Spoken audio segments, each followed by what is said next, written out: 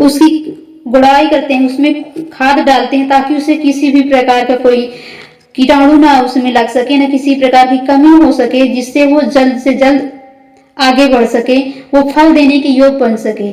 उसी प्रकार हमें ऐसे अपने आप को बनाना है जैसे हम प्रभु के वचन में एक वृक्ष नया लगाया जाता है और एक पौधा बन के तैयार होता है और वो फल के रूप में हमें फल क्या करता है, पैदा करता है।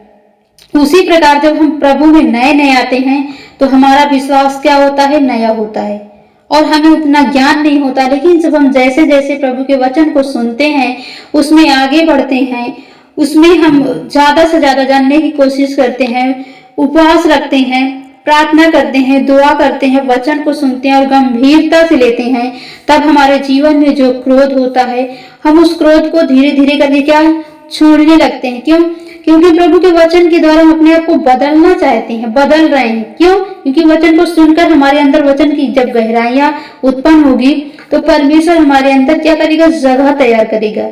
जो नए नए लोग होते हैं उनके अंदर क्या होती है, गुस्सा, क्रोध, पुरानी क्या होती है, बहुत सी बातें होती हैं, जो धीरे धीरे सब प्रकार से क्या परमेश्वर उन्हें मसीह में लाता है, तो धीरे धीरे करके उनका उद्धार होता है। जैसे आज हम बात करेंगे घमंड के बारे में, पढ़ेंगे नीति वचन सॉरी भजन संगीता की पत्री में। यहाँ दाऊद के द्वारा कहता है, मैंने घमंडियों से कहा घमंड मत करो और दुष्टों से यानी दुष्टों से सींग ऊंचा मत करो। आमीन। यहाँ परमेश्वर का वचन जो है दाऊद के द्वारा कहता है, मैंने घमंडियों से कहा, जो आज घमंड करते हैं उन लोगों से कहा कि दुष्टों की सींग के यानी दुष्टों के सींग के समान ऊंचा मत करो। जैसे दुष्ट लोग लड़ाई करते हैं, झगड़े करते हैं, क्लेश करते हैं, लोगों को इकट्ठा करते हैं, बहुत उपद्रव करते हैं, हम उनके समान इकट्ठा ना करें, उनके समान ऊंचे ना क्या गलतियों में जाएं। हमें गलतियों से बाहर आना है, हमें ऊंचा उनसे नहीं दिखना। जैसे वो गलत कर रहे हैं हम भी उनसे ज्यादा गलत करें। आगे पढ़ेंगे, इसी का 5 है,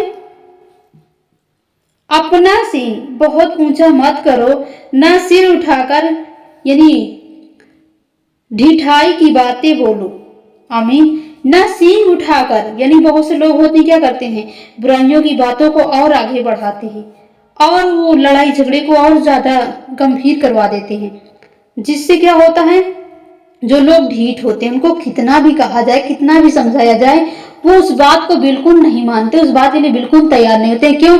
क्योंकि वो अपने आप को बहुत ज्ञानवान समझते हैं।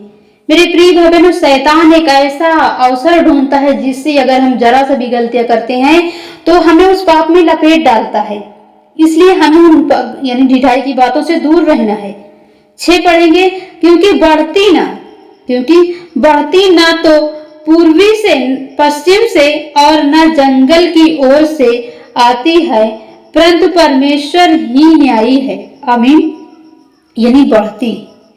आज हम देखते हैं लड़ाई झगड़े क्या, जब हम उसमें समझौता के बजाय उसमें और ज्यादा लड़ाई झगड़े को बात बढ़ाएंगे तो आगे बढ़ती चली जाएगी।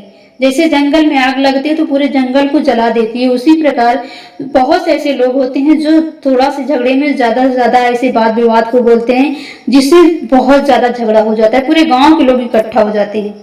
परंतु परमेश्वर ही न्याय है, हमें न्याय करने की जरूरत नहीं, हमें उस जगह से हट जाना है, क्योंकि परमेश्वर स्वयं न्यायी है, वो न्याय करेगा।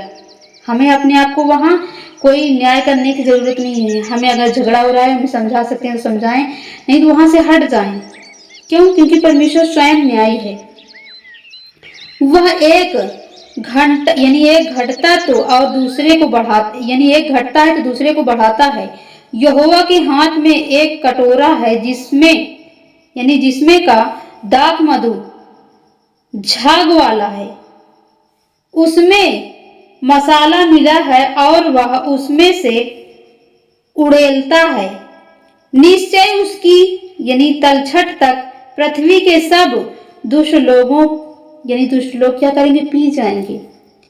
आज दुष्ट लोग क्या करते हैं, दुष्टता का काम करते हैं, लोगों को अलग करवाते हैं एक दूसरे में। अगर किसी के प्रति बहुत लगाव है, बहुत बन रही है, एक दूसरे से बहुत अच्छा रिश्ता है, तो उस रिश्ते में दरार पैदा करने का काम करते हैं, लड़ाई झगड़े हैं। क्योंकि दुष्ट क्या करते हैं, वो आपके सुख को, आपकी शांति को, आपके प्रेम को क्या करते हैं, पी जाते हैं, उसको ये नष्ट कर देते हैं। परंतु मैं तो सदा प्रचार करता रहूंगा, मैं याकूब के परमेश्वर का भजन गाऊंगा। आमीन। यहाँ दाऊद कहता है, परंतु मैं तो सदा प्रचार करता रहूंगा। किसका? परमेश्वर के वचन का। लोग मुझे मार दें, गाली दें, जैसे आज आप देखते हैं कि पापा जी को, जो पास्टर राम सेवक मिनिस्ट्री आप जानते हैं पंचदेवरा चर्च में हो रही थी, वो प्रभु के प्रचार को कितने आराम से कर रहे थे, प्रभु के वचन को बांट रहे थे, लोगों का जीवन बदल रहा था, लोगों को उद्धार मिल रहा था, लोगों को चंगाइयां मिल रही थी, लोगों को शांति मिल रही थी। जो लोग पाप में फंसे थे, व्यभिचार में फंसे थे, क्रोध से भरे थे, लड़ाई झगड़े, जो मरने वाले थे, आज उनके द्वारा लोग चंगाई पा रहे थे, उनके द्वारा परमेश्वर का काम बढ़ रहा था। लोगों ने क्या किया? उन्हें झूठे से आरोप में फंसा दिया। लेकिन फिर भी क्या प्रभु का प्रचार बंद है? नहीं। जैसे यहाँ परमेश्वर का दास कहता है कि परंतु मैं तो सदा प्रचार करता रहूंगा, वैसे आज भी वहां प्रचार हो रहा है। पापा जी जेल में है तो क्या हुआ? फिर भी पापा जी के जो बच्चे हैं, जो बेटे हैं, भैया जी आज मुश्किलों का सामना भी कर रहे हैं, प्रभु के प्रचार को भी बांट रहे हैं। आज वो दुख में होते हुए भी प्रभु का प्रचार कर रहे